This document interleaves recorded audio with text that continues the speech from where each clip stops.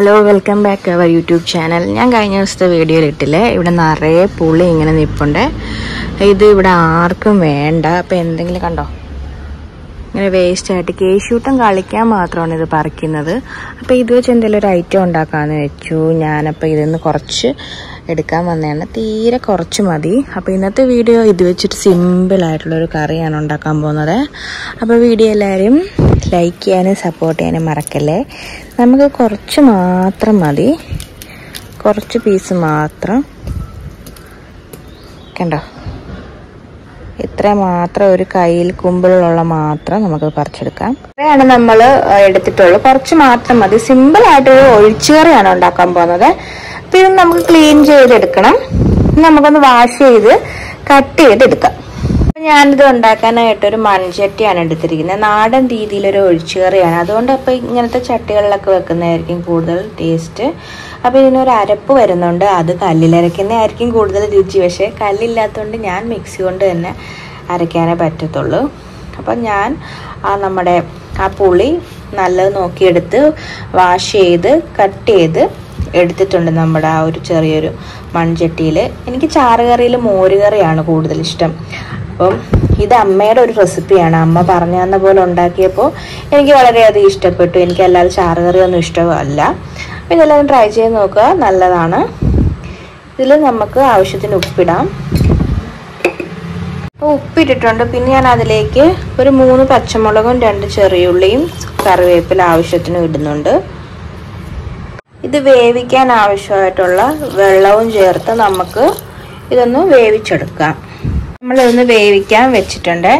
ചാറുകറികളൊന്നും എനിക്ക് ഇഷ്ടമല്ല, പക്ഷേ ഈ രീതിയിൽ അമ്മ പറഞ്ഞ രീതിയിൽ ഇത് ഉണ്ടാക്കിയപ്പോൾ എൻ്റെ ഹസ്ബൻഡിന് ഇഷ്ടപ്പെട്ടത് കൊണ്ടാണ് ഞാനിത് പിന്നീട് ഉണ്ടാക്കാൻ തുടങ്ങിയത്. അതുകൊണ്ടാണ് ഈ റെസിപ്പി നിങ്ങൾക്കും കൂടെ പരിചയപ്പെടുത്താമെന്ന് വിചാരിച്ചത്. എല്ലാവരും ട്രൈ ചെയ്ത് നോക്കാൻ മറക്കല്ലേ. ചാറുകറിക്കുള്ള അരപ്പിനുള്ള തേങ്ങയാണ്. ഒരു 1/4 കപ്പ് ഓളം തേങ്ങ എടുത്തിട്ടുണ്ട്. അതിലേക്ക് വെളുത്തുള്ളി, പിന്നെ ആവശ്യത്തിന് മഞ്ഞൾപ്പൊടി, പിന്നെ നല്ല ജീരകം അല്ലെങ്കിൽ നല്ല ജീരകപ്പൊടി. എനിക്കിവിടെ പൊടിയായിരുന്നു, അതുകൊണ്ട് പൊടിയാണ് ഇട്ടത്. ഇത് നല്ലോണം വെള്ളം ഒഴിച്ച് നമുക്ക് അരച്ചെടുത്ത് അരപ്പ് റെഡിയാക്കാം. നമ്മുടെ അരപ്പ് ഇവിടെ റെഡിയാക്കി എടുത്തിട്ടുണ്ട്. നമ്മുടെ ആ ഒരു പുളി നല്ലോണം വെന്തിട്ടുണ്ട്. ഇനി നമുക്ക് ഫ്ലെയിം ഓഫ് ചെയ്തതിന് ശേഷം മാത്രം നമുക്ക് അരപ്പ് ചേർക്കാം. അരപ്പ് ചേർത്തൊന്ന് ചൂടാക്കിയാൽ മതി, അത് തിളയ്ക്കരുത്. നമ്മൾ മോരിനൊക്കെ തിളയ്ക്കാറില്ലല്ലോ അരപ്പ്, അതുപോലെ തന്നെയാണ് ഇതിലും തിളയ്ക്കരുത്. അതിലേക്ക് അരപ്പ് ചേർത്ത് ആവശ്യത്തിന് വെള്ളം ചേർക്കാം. പിന്നെ വെള്ളവും ചേർത്ത് നമ്മുടെ ആ ഒരു അരപ്പ് ഇവിടെ റെഡി ആയിട്ടുണ്ട്.